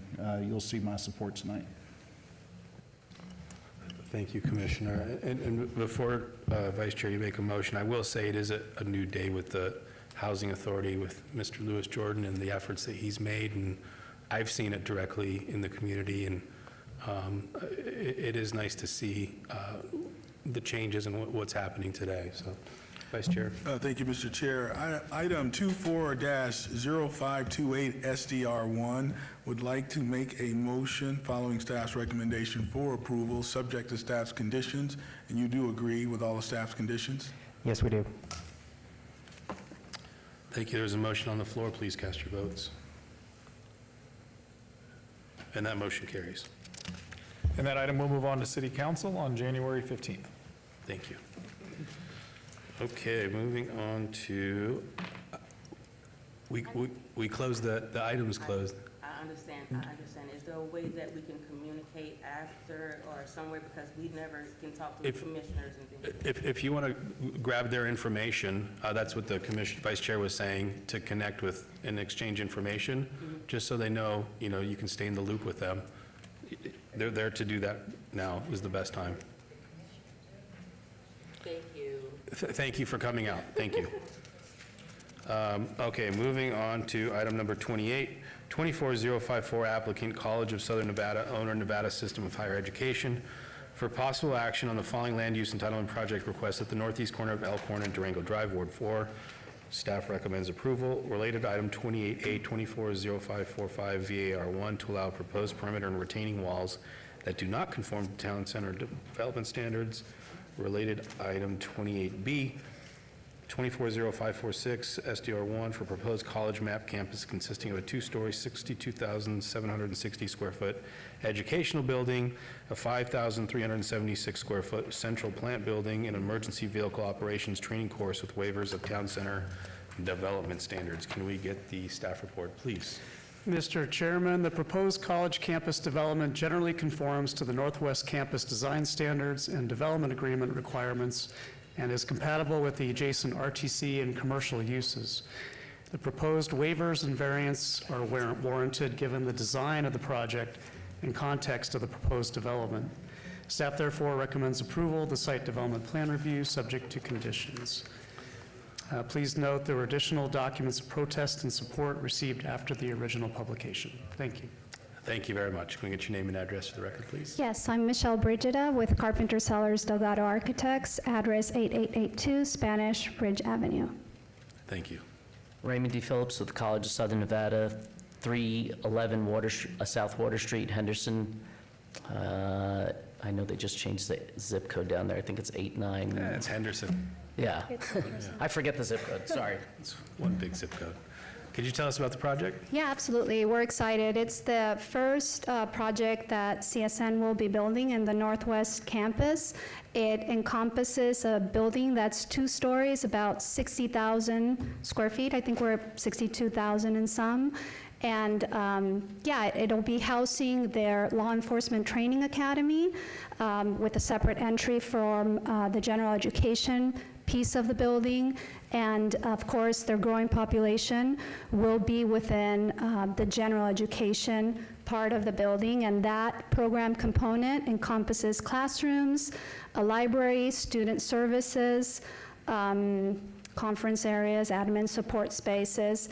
As part of the project, there is the development of the initial campus mall, which is a beautiful area that's landscaped on the north side of the building, extending all the way from Durango to where you have the parking. I'll just show this to help myself as I'm describing, and you guys can see this.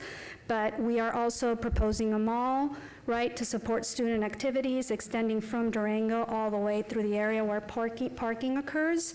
Entries to the site occur off of Grand Montecito and Ace, so we've made an effort to keep traffic and stacking off of the main arteries.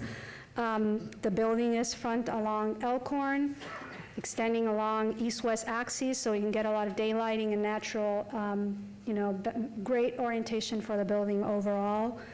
And yeah, part of the building, of the development encompasses an EVOC track, which is going to be serving training for officers, and CSN, working together with City of Las Vegas, we made sure to provide a full enclosure around the perimeter of that. And at this moment, it's a stacked CMU wall with some areas with offset block to create a little bit more visual interest supporting the community around us. The building is placed along Elkhorn to create some synergies with the commercial development that is directly across the street, as well as this is the first building on the campus, and there's not any food service component within the campus. And I just brought some of the renderings if you guys want to see them. Sure. Yeah. Okay, so that's what the building is starting to feel along Elkhorn Street. This is the view of the mall. So this is how that development really starts to take place, with a raised seating area that connects back to Durango. We've incorporated the colors for CSN.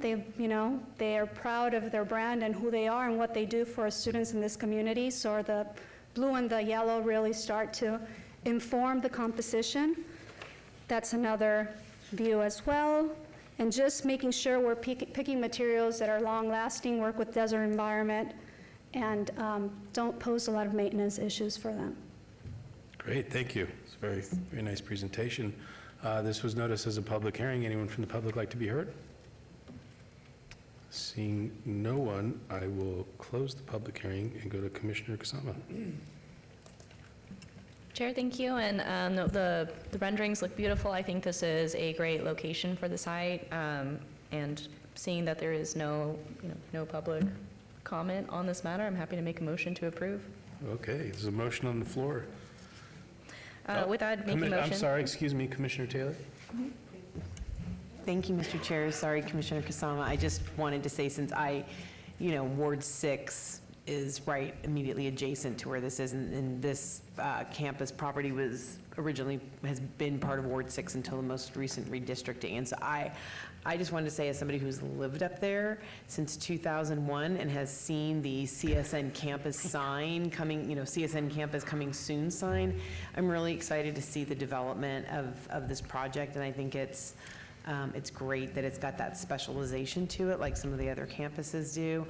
The only thing I would say is I just wish you had not minimized the number of end cap trees and parking lot islands with trees, because, we just want to make sure that in our northwest area, we're not adding to urban heat island issues. Can I expand on that? Sure. Yeah, absolutely. Yeah, because I want to make sure that it's clearer for you as well. So CSN actually requested that we enlarge the islands where the general parking is. So instead of providing the typical 5, we're actually providing the width of a parking stall. So those are 9 feet islands in this area. The only area where we don't have the islands is within the secured parking area, which is an area that serves the cadets and officers for training.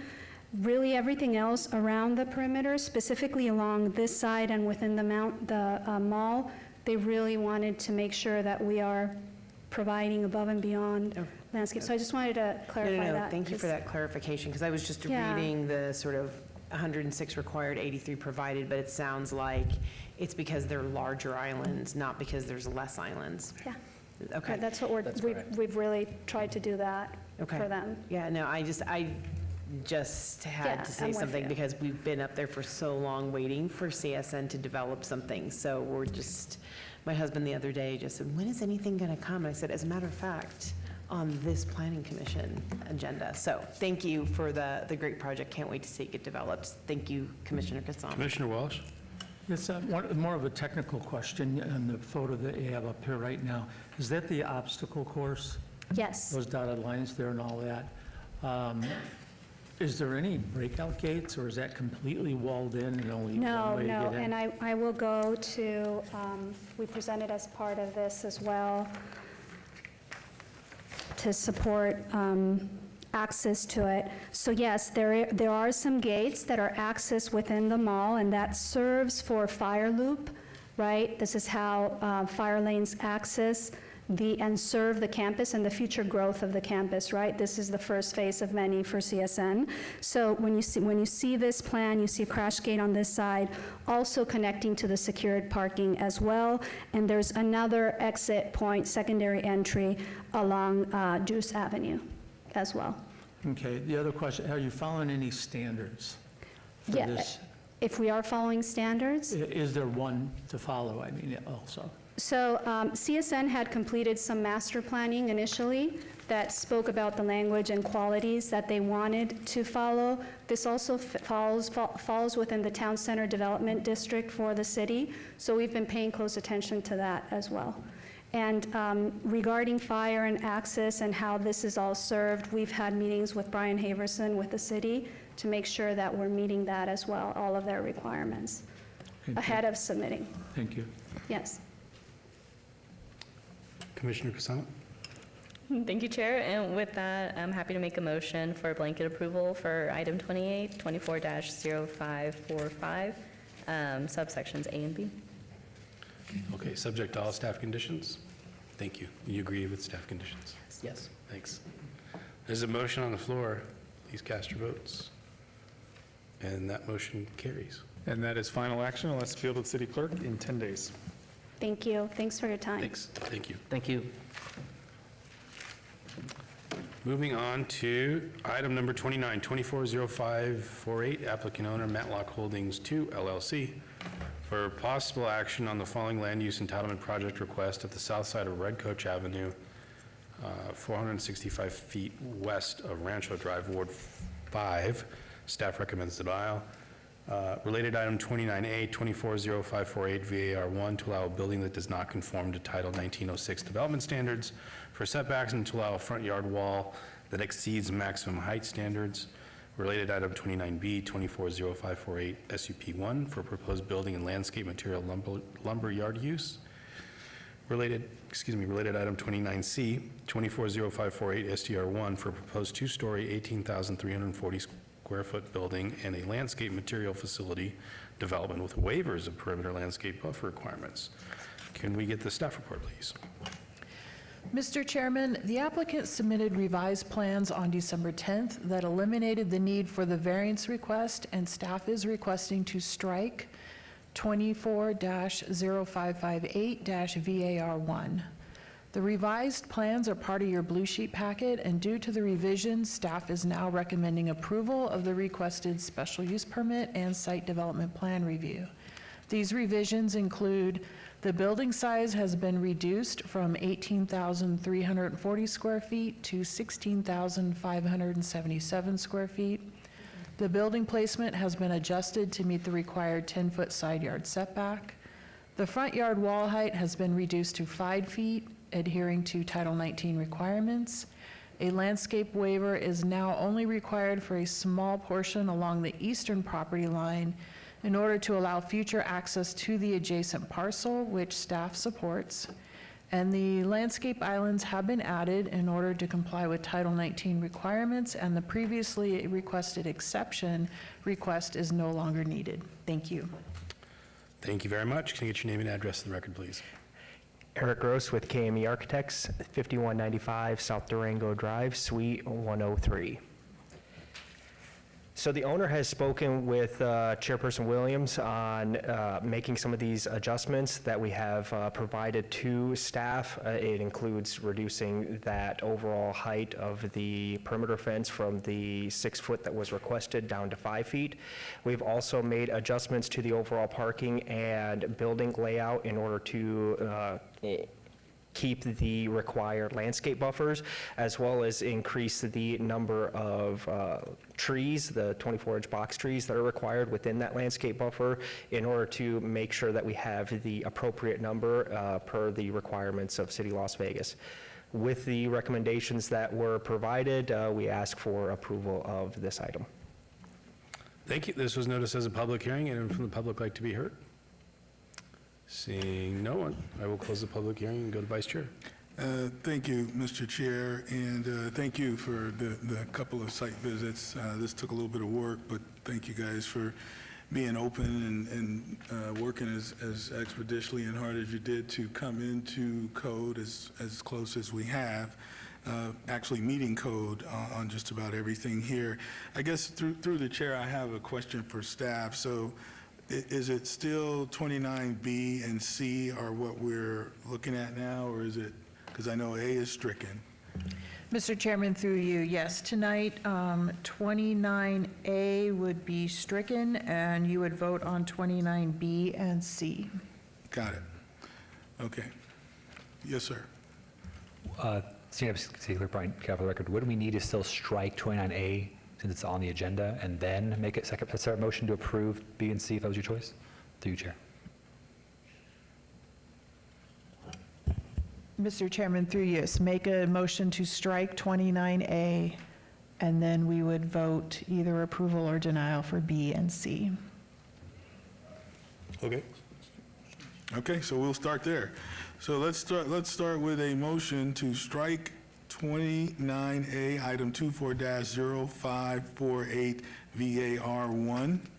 Okay, there's a motion on the floor. Please cast your votes. The motion carries. Yeah. We have a. Oh, Commissioner Taylor.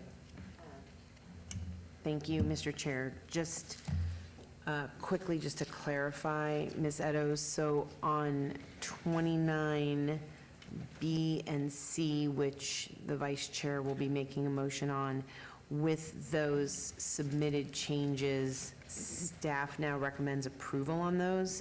Was that what I understood? I just want to Mr. Chairman, through you, yes, we have a blue sheeted staff report, and staff went through and corrected the conditions of approval and corrected all of the analysis to reflect the revisions we received today. And then staff did change their recommendation to approval with the elimination of the variance. Okay, thank you, Ms. Eddowes. Thank you for letting me clarify. Thank you. Vice Chair?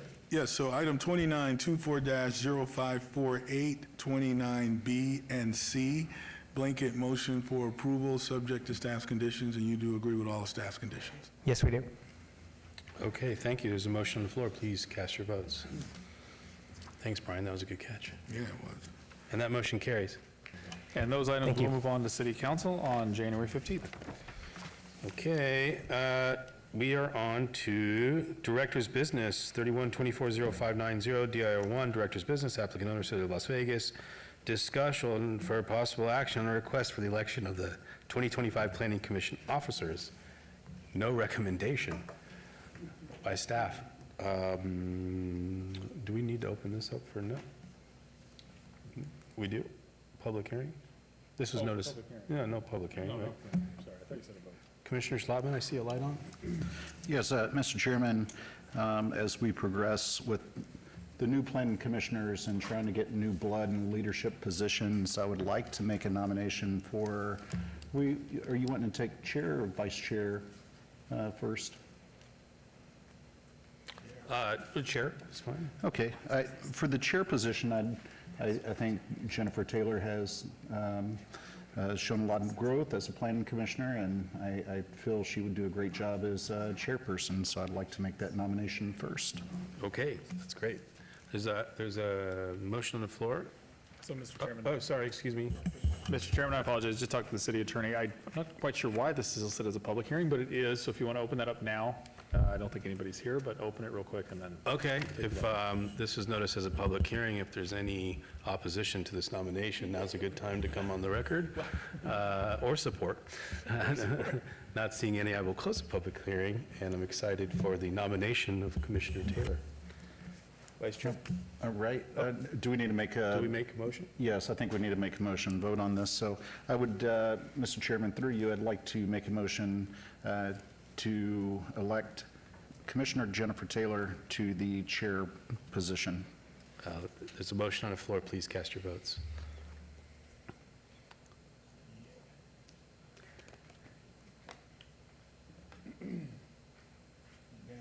It was unanimous. Congratulations. Excited. Big shoes to fill, Mr. Chair. You're right. Thank you, everybody, for the support.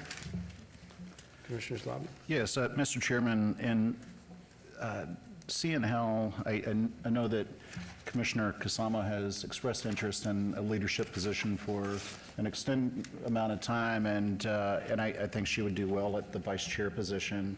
And so I'd like to make a nomination for Commissioner Kasama for the vice chair.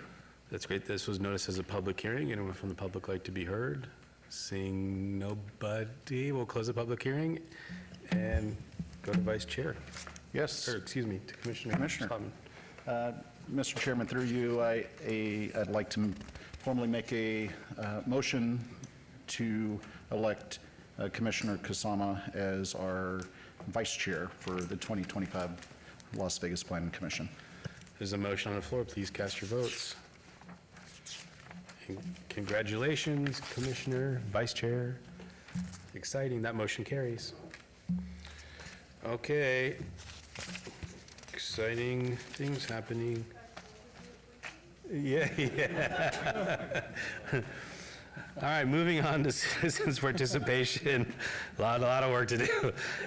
Citizens' participation, public comment during this portion of the agenda must be limited to the matters within the jurisdiction of the Planning Commission.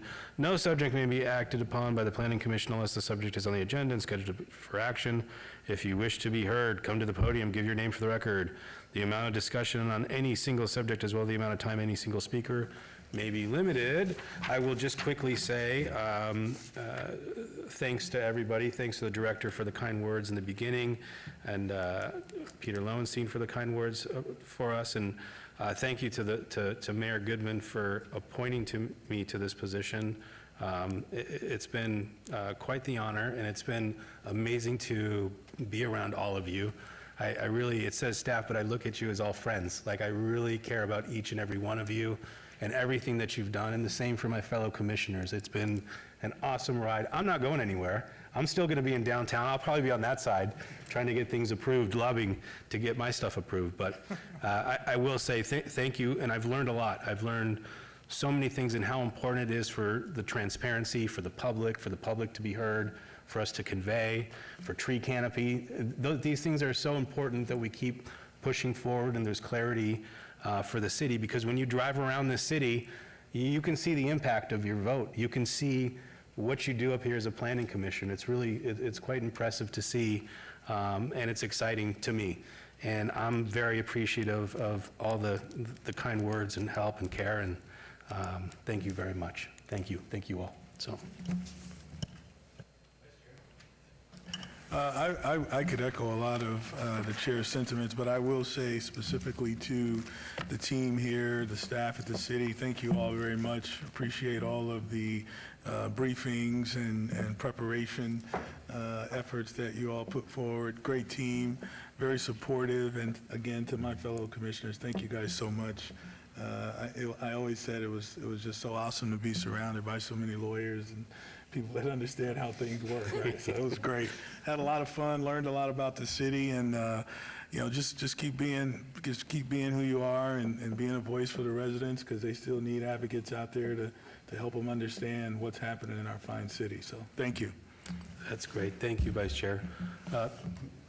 Did you want to come up and speak? Yeah, I'm so sorry. We may have missed our case number. Oh, what was the case number? 240530EOT1. There's a huge amount of traffic. We arrived like 10 minutes late. Is that item number 8, Nicole? Yeah, okay, so that was heard at the beginning of the meeting, and that was approved. Final action tonight unless appealed to the city clerk in 10 days. Okay. And sorry you had to sit through the whole meeting. So you sat through all that? I thought you were cheering for us. I didn't know what was going on. All right, well, this meeting is adjourned. Thanks, everyone. Thank you. Thank you. You don't get up that easy, sir. Neither one of you. I mean, I've been up here 10 years with you, and you don't get to adjourn the meeting so quickly here. So I'm going to go on for another 49 minutes because I have over and under at 8:50, and I want to win that last meeting. But I have to say, it's been a fun 10 years with you up here. I've known you for many of years before that, but our friendship has really grown up here. And the professionalism that I see from Commissioner Williams and you, and the way that y'all deliberate, and the way that you communicate with the public, I feel that, we're an extension of the government. We're not really a government employee, but we're an extension of the government. And a lot of the ways that we treat people up here, the way that they feel the overall, government employees are going to treat them. So I really appreciate the way that y'all have always been professional and courteous to everyone. And the amount of projects that Commissioner Williams has gone out and walked, and the time that you take to, hold a few of these items in advance. And I know that we don't like holding items in advance. And I know Commissioner Cherry, or Chair Cherry, remembers the time when we were holding everything in advance, and 75% of our agenda was advance items. And we were here till midnight, 2 o'clock, 4:30.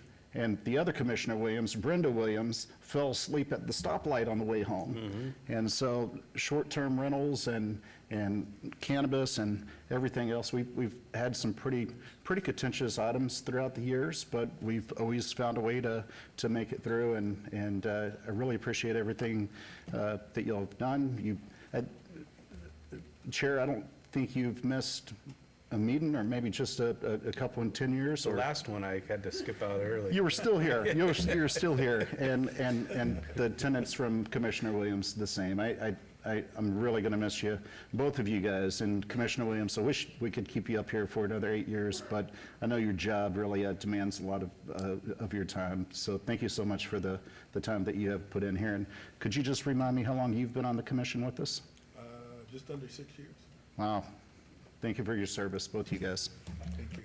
Thanks, Commissioner. That's very kind. Appreciate it. And gosh, we go back to our 20s. Yes. That's yeah. Anyways, some of other people I've known before I had my first child at 16 now. It's quite amazing. But thanks, everyone. Meeting is adjourned. Great work. All right. Thanks, you That was guys. a good one to Thanks. finish on. Yeah. Before 8 o'clock. Before 8 o'clock. Madam